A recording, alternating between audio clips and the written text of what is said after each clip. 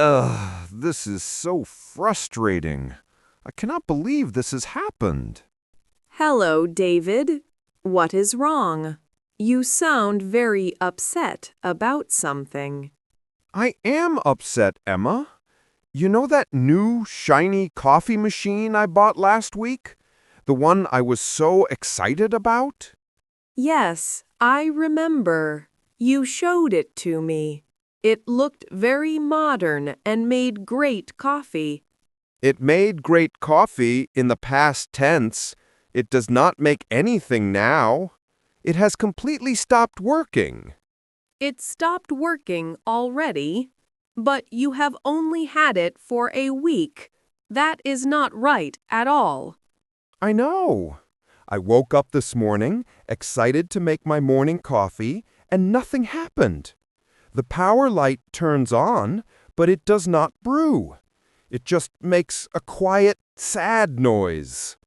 That is definitely not supposed to happen with a brand new product. It must be faulty. It must be. I am so annoyed. I spent a lot of money on it, and I expected it to last for years, not for 1 week. I do not know what to do. Well, you should not just accept it. The company you bought it from has a responsibility to help you. You need to call their customer service department. Call customer service? Oh, I hate doing that. I never know what to say, and sometimes they are not very helpful. It can be a stressful experience, but if you are prepared, it can be very effective. The key is to get organized before you make the call. Get organized? What do you mean? Should I clean my desk? No, not your desk. You need to organize your information. The customer service agent will need specific details to help you. That makes sense. What kind of details should I find? First, find your proof of purchase. Since you bought it online, you should have an email with an order confirmation. You need to find your order number. My order number. Okay. I have the email right here. I will write the number down. What else? You should also find the model number of the coffee machine. It is usually on a small sticker on the bottom or the back of the product. The model number. Okay, I will look for that. Why do they need that? They sell many different types of coffee machines. The model number tells them exactly which product you have. Finally, you should write down a very simple, clear description of the problem. So I should not just complain, I should explain it clearly. Exactly. Just write 1 or 2 sentences. For example, the machine turns on, but it does not brew coffee. This will help you explain the problem without getting emotional. Okay, that is all very helpful advice. I will write everything down. Order number, model number, and a simple description of the problem. Being prepared like this will make the call go much more smoothly. It shows the agent that you are organized, and it helps them find your information quickly. I feel a little better already. I have a plan. But I am still worried that I will get frustrated on the phone. That is a very important point. It is completely normal to feel frustrated when a product is broken, but it is crucial to stay calm and polite during the call. But it is the company's fault. Should I not be angry? You have a right to be unhappy with the product, but the person you are speaking to on the phone is not the person who made the machine. They are just an employee whose job is to help you solve the problem. That is a very good way to think about it. The customer service agent is my helper, not my enemy. Precisely. If you start the conversation by shouting or being rude, they will be less motivated to help you. But if you are calm and polite, they will be much more willing to find a good solution for you. You are right. Kindness is always more effective. So, even if I am feeling angry, I should take a deep breath and speak in a normal, calm voice. That is the best strategy. Remember, your goal is to get your problem solved, and being polite is the fastest way to reach that goal. Okay. I have all my information written down, and I am feeling much calmer. I think I am almost ready to make the call. That is great. Would you like to do a quick practice run? We can do a role play. I will be the customer service agent, and you can be you. A role play? That is a fantastic idea. It will help me feel much more confident. Okay, I am ready. I am dialing the number now. Thank you for calling Coffee House Inc. My name is Emma. How can I help you today? Hello? My name is David Smith. I am calling because I have a problem with a product I bought from your website. That was a very good start, David. You stated your name and the general reason for your call very clearly. Thank you. It felt a little strange, but it is good to practice. Let's continue. You have my attention. Now what? I bought a coffee machine from you, and it is broken. Okay, that is a little too direct. Let's try to make it a little softer and more detailed. You can mention when you bought it. Okay, let me try that again. Hello, my name is David Smith. I am calling about a coffee machine I purchased through your website last week. Unfortunately, I believe it might be faulty. That was perfect. Unfortunately, I believe it might be faulty is a very polite and clear way to say it's broken.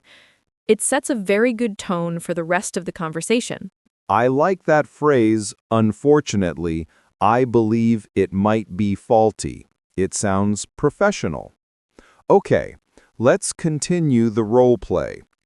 I am very sorry to hear that you are having a problem with your new machine, Mr. Smith.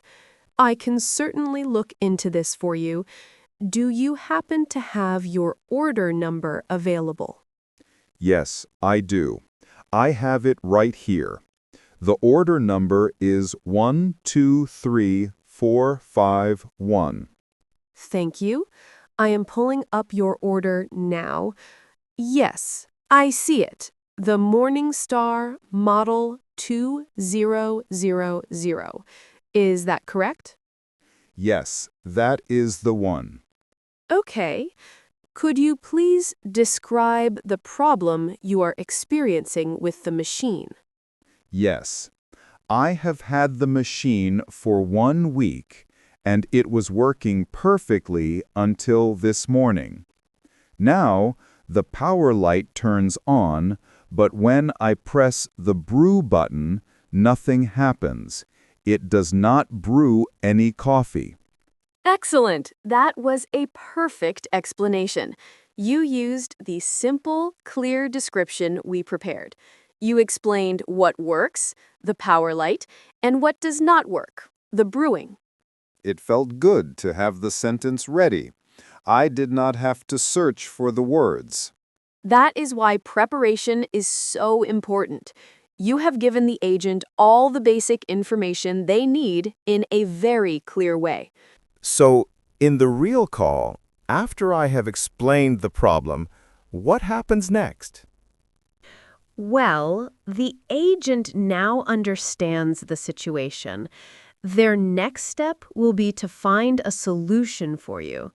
There are usually 3 possible solutions when a new product is faulty. What are the 3 possibilities? The first option is a repair. The company might ask you to send the machine to their service center, and their technicians will try to fix it. A repair. I see. That might take a long time, though. I would be without a coffee machine for weeks. It could. That is the downside of a repair. The second and often better option is a replacement. A replacement? What does that mean? A replacement is when the company sends you a brand new machine, exactly like the one you bought, to replace the broken one. A brand new machine. I like that option much more. That seems very fair since the product was faulty from the beginning. I agree. For a product that is only 1 week old, a replacement is a very reasonable request. The third option is a refund. A refund? So that is when they give me my money back. Exactly. You would return the broken machine, and they would refund the full purchase price to your credit card. This is a good option if you have lost trust in the product and you just want to buy something different. So, my options are a repair, a replacement, or a refund. Thank you for explaining those so clearly. I think in my situation, I would prefer a replacement. I liked the machine when it was working. I just want one that is not broken. That is a very reasonable goal. So, in the conversation, after you have described the problem, you should politely state what you would like to happen. So, I should be proactive and ask for a solution. Yes, it shows that you have thought about the situation. Let's go back to our role play. You have just finished describing the problem. Now, ask me for a solution. So, that is the problem with the machine. Since it is only 1 week old, I was hoping you could help me arrange for a replacement. That is a good way to phrase it. Another option is to be a little more open.